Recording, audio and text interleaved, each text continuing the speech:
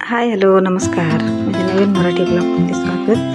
आणि आता मी 2 दिवस झालं व्हिडिओ काही केलेले नाही, कारण मिस्टरांचं तब्येत बरं नव्हतं. 2 दिवसांनी दवाखान्यात येऊन जाऊन सलाईन त्यांना लावून आणलेलं आहे.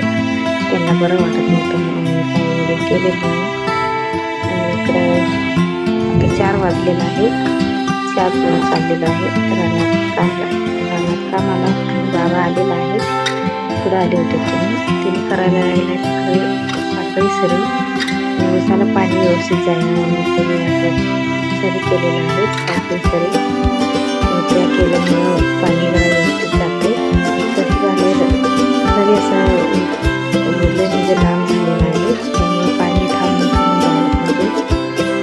मग असं करायला लागले बाबा. आता 6 वाजलेला आहे. घरला हात पाय धुवून घेतलं, चहा पिऊन बसलेलं आहे बघा खुर्चीवर. आणि इकडे त्यामध्ये आहे संध्याकाळचं भांडी असून कपडे ते काढून आल्याबरोबर चहा करून दिली. चहा पिऊन ते घेऊन बसलेलं आहे. आणि इकडे ते भाकरी करणार आहे. पीठ पाणी भाकरी करतो आता भाकरी तिला येत नाही. 2-3 दिवस झाला तर तेच करायला लागले, शिकायला लागले. आता बऱ्यापैकी भाकरी करायला लागले व्यवस्थित. ती म्हटलं तुझ्यासाठी मी भाकरी करतो आणि तू सांगते तर कधी कसं तू सांग कसं करायचं ते करतो म्हणून ते घ्यायला लागले.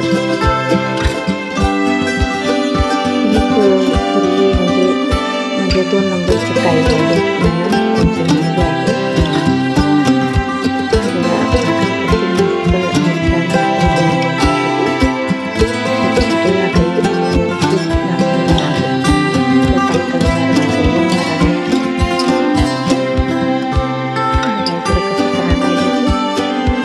कसं वाटलं तुम्हाला प्लीज कमेंट करून सांगा. मी गवारी निघायला लागले. मी 4 वाजता राहणार होतो तयार तिकडनं काम आवडलं ते गवारी काढून आणली ते आता निघायला लागले. त्याची भाजी करायची आहे. आणि इकडं शेजारची हे पाहायला लागल्यात. ते ज्वारीचं पोळा होतं, मळणी झाल्यावरती पडलेलं होतं, ते घेऊन आणलं होतं. ते आता शेणाचं संध्याकाळचं संध्याकाळचं नंतर ते निघायला लागत बघा. त्यामध्ये मी ज्वारी धुतलं होतं, तेच पण राहिलेलं, ते वरचं राहिलेलं वाळ होतं, ते पण ज्वारी त्यामध्ये मिक्स करून शेणाचं घालायला लागलं.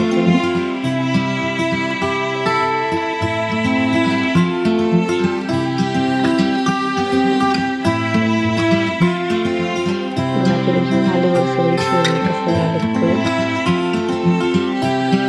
पाणी पण ठेवतो म्हणून इकडे पाण्याचं बालदी पण पाणी ठेवायला लागले. रोज संध्याकाळी हे ठेवायला लागते ठेवायचं.